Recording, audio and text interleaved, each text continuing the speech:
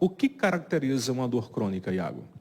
Então, quando a gente pensa em dor crônica, a gente precisa entender duas coisas. Primeiro, quem são as pessoas que sentem a dor crônica e o que é dor crônica?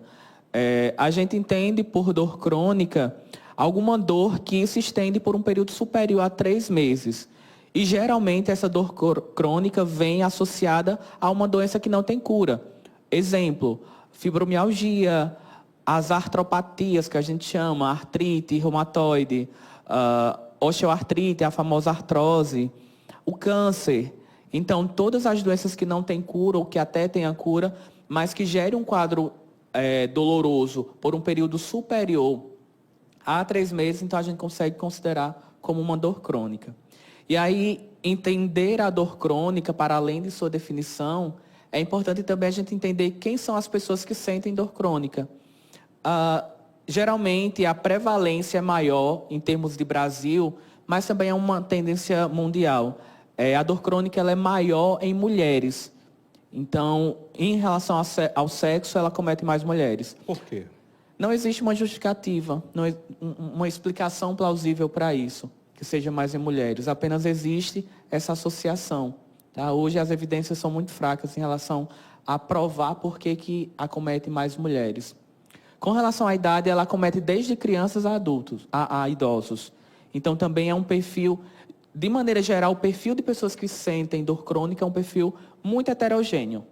Então, pessoas das mais variadas idades. E quando a gente fala de indivíduos, a gente precisa entender tanto o contexto biológico, o sexo, a idade, mas a gente também precisa entender o fator social. Existem alguns estudos que estão resgatando a relação da dor crônica com os determinantes sociais de saúde. Uhum. Então, a renda, pessoas pobres, elas têm uma pior percepção da sua dor. Tá? Então, a dor crônica acomete também de forma mais acentuada e prejudicial pessoas de uma renda menor, pessoas pretas ou pardas também. Então, existe toda essa caracterização social das pessoas com dor crônica. Ela pode surgir em casos de pessoas que não têm doenças crônicas, digamos assim? Pode sim. Para a gente definir dor crônica, a gente pensa muito nesse marco temporal. Uhum. Então, se eu tenho uma dor persistente, independente da causa, por um período superior a 3 meses, então é dor crônica. Esse período que você fala 3 meses é dor ininterrupta ou com intervalos? Pode ter intervalos. Pode ser ininterrupta, mas pode ter intervalos. Uhum. Então, hoje eu estou com muita dor, amanhã eu estou com uma dor menor, mas eu estou sempre, em algum momento aí, com dor. Ou, na verdade, na maioria do tempo, com dor. E aí eu posso também definir dor crônica como, fiz uma cirurgia, por exemplo, passou 1 mês da cirurgia, eu ainda sinto dor, algumas definições caracterizam isso como uma dor crônica também. A dor crônica, existe cura para ela? Depende da causa que esteja gerando. Indivíduos com dor crônica, quando ela parte de uma doença que não tem cura, é difícil a gente dizer, você vai ficar aqui com esse tratamento e nunca mais vai sentir dor, entende? Algumas outras condições sim, mas na grande maioria a gente não consegue ter algo que vai garantir ao paciente que ele não vai mais sentir dor, sabe? No entanto, é muito importante a forma que a gente traz isso para o paciente. Uhum. A maioria dos pacientes desenvolvem catastrofização da dor, que é quando ele enxerga a sua dor como algo muito pior do que ela é. Então, ele fala, eu não vou conseguir mais fazer nada por conta dessa dor, essa dor, ela não vai passar nunca. Então, ele vê um quadro muito difícil. Acabou minha vida por conta dessa dor. Então, isso a gente chama de catastrofização da dor. Então, sempre, principalmente na fisioterapia, sempre que um paciente chega para a gente, ao invés da gente dizer, essa dor não tem cura, a gente diz, a gente vai ensinar você a conviver com essa dor. Então, até a comunicação da gente para esse profissional, na verdade, com esse paciente, a gente precisa ter muito cuidado. Quando você fala conviver com a dor, é fazer com que ela aliviar essa dor. Como é que se alivia essa dor? No caso, assim, sabe que tem uma doença, por exemplo, uma doença degenerativa, uma doença crônica. A dor geralmente vai ser crônica, então vai procurar aliviar, controlar aquela dor. Quais são os caminhos para ter esse controle? Aliviar, pacificar essa dor crônica?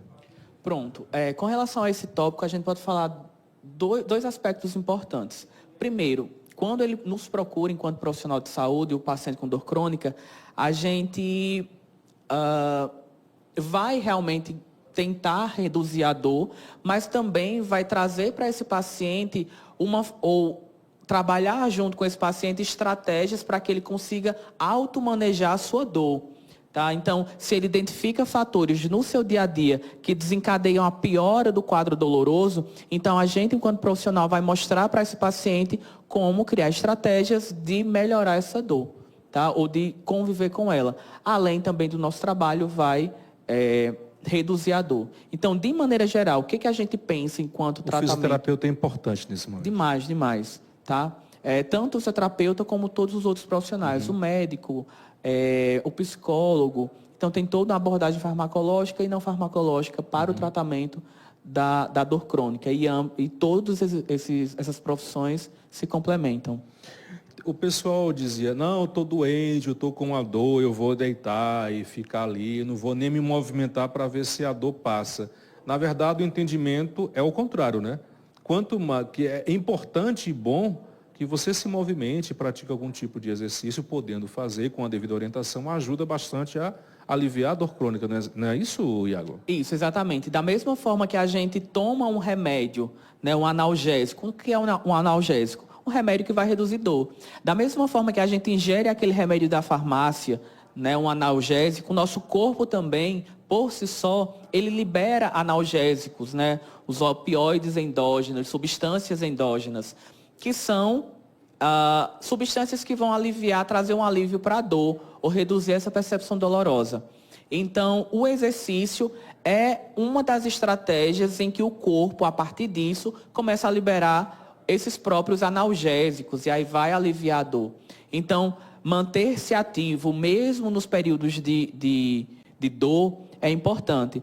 E aí uma característica que a gente entende, vê nesse paciente com dor crônica, é justamente uma oscilação muito grande dos níveis de dor.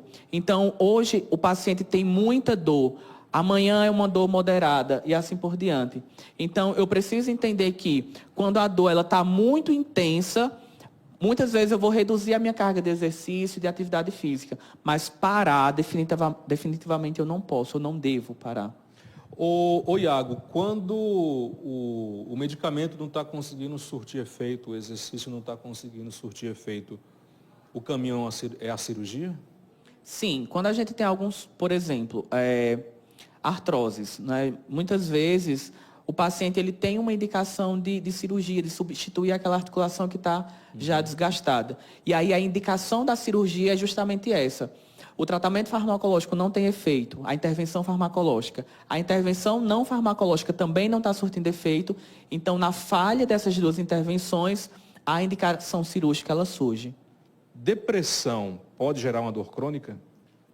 Pode gerar dor crônica. A percepção que a pessoa deprimida ou ansiosa tem sobre dor, ela é muito pior. Então, uma dor que para mim ela poderia ser leve, para uma pessoa com um quadro depressivo, ansioso, ela tem uma tendência a catastrofizar essa dor. Aquilo que eu falei, de entender a dor dela, além do que de fato ela é. Então, pensar a dor tanto numa intensidade maior, perceber a dor em níveis maiores, como também perceber as incapacidades no contexto muito além do que ela é. Não fazer atividade física e sobrepeso também complica, né, cada vez mais a dor crônica, né? É uma tragédia, assim, não fazer atividade física e o sobrepeso. O sobrepeso, os estudos mostram, né, que o excesso de gordura pode levar o corpo a expelir substâncias que aumentam a dor. Então, tanto quanto é difícil reduzir a dor nessas pessoas... Independente de ser problemas ósseos e articulares.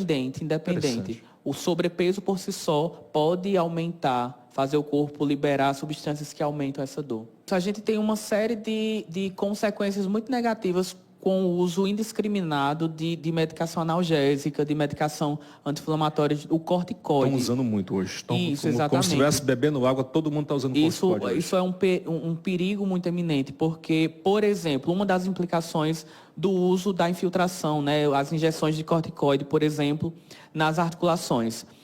A gente sempre costuma dizer, a gente não, né, vamos lá respaldar. As recomendações, as guidelines, né, os guias de recomendação, falam que as intervenções farmacológicas, o médico ele precisa planejar, precisa ter um tempo para iniciar e para finalizar aquele tratamento farmacológico. Então, quando eu coloco um tratamento farmacológico indiscriminado, sem tempo para acabar, ele acaba gerando danos ao corpo do meu paciente. Um exemplo claro disso, infiltração constante de corticoide. Pode, por exemplo, enfraquecer o tendão e gerar futuras rupturas de tendão. Então, muitas vezes, chega no meu consultório um paciente que tem uma artrose e que teve uma ruptura de tendão. E quando a gente vai investigar a história clínica dele, ele fala, faz 20 anos que de 6 em 6 meses eu faço infiltração de corticoide. Então, é muito perigoso, sabe? O exercício físico é a única intervenção que eu posso usar de maneira, obviamente, supervisionada, mas de maneira indiscriminada, entre aspas, em longo prazo.